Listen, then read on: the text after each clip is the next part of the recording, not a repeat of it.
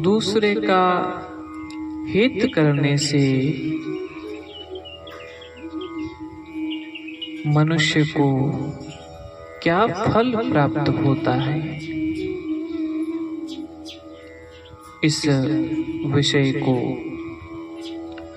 एक राजा के उदाहरण से समझने की कोशिश करते हैं।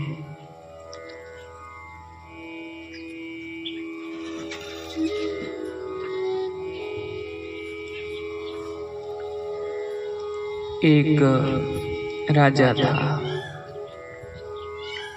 उसने अपने पड़ोसी देश का इतिहास पढ़ा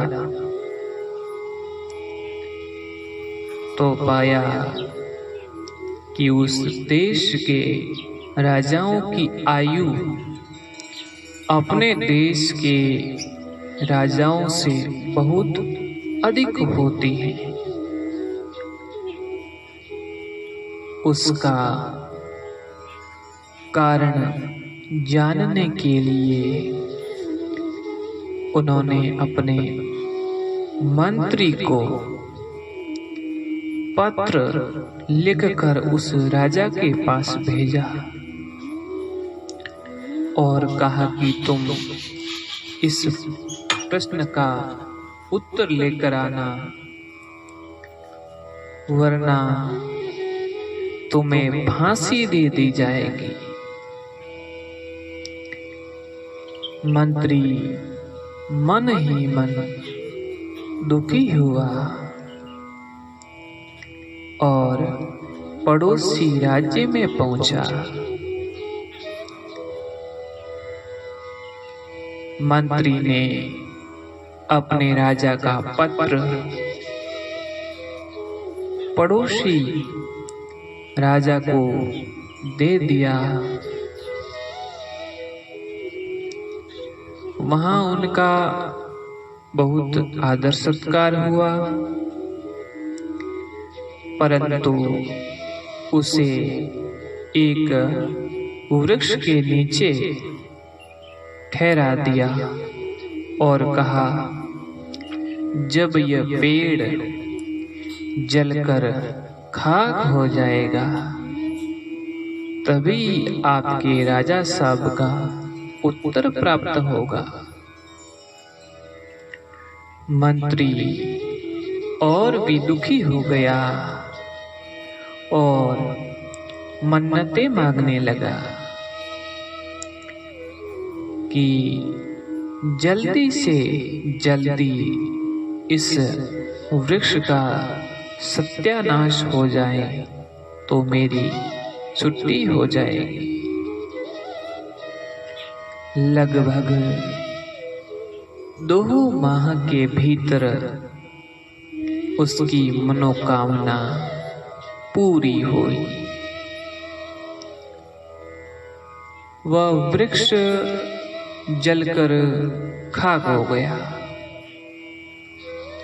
तब वह फिर राज दरबार में पहुंचा और बोला, हे महाराज, अब आप कृपा करके उत्तर दें।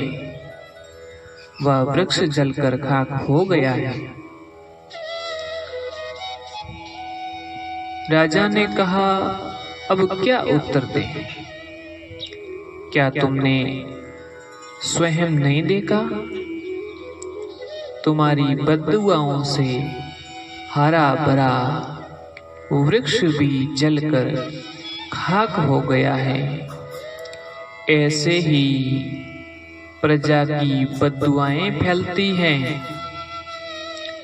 तो राजा की उम्र घट जाती है। मंत्री ने ये सारी घटना अपने राजा से जाकर कही। राजा समझ गया कि सारी गलतियां हमारी ओर से हो रही थी।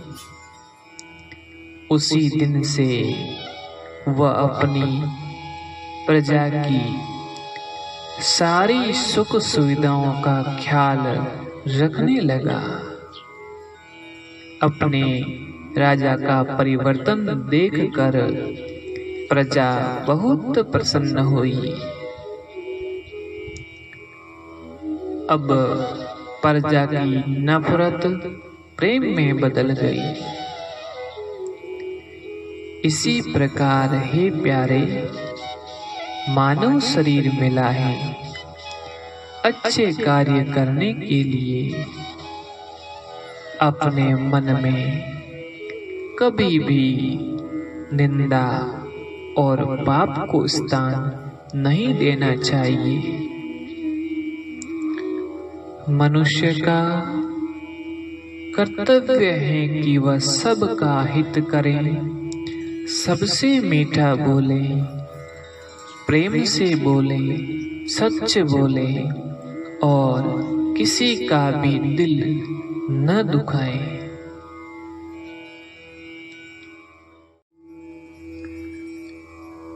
इस प्रकार दूसरे का हित करने से मनुष्य की आयु बढ़ती है और उसका बल बढ़ता है, विद्या बढ़ती है और उसकी बुद्धि भी बढ़ती है और उनका शरीर हमेशा स्वस्थ रहता है।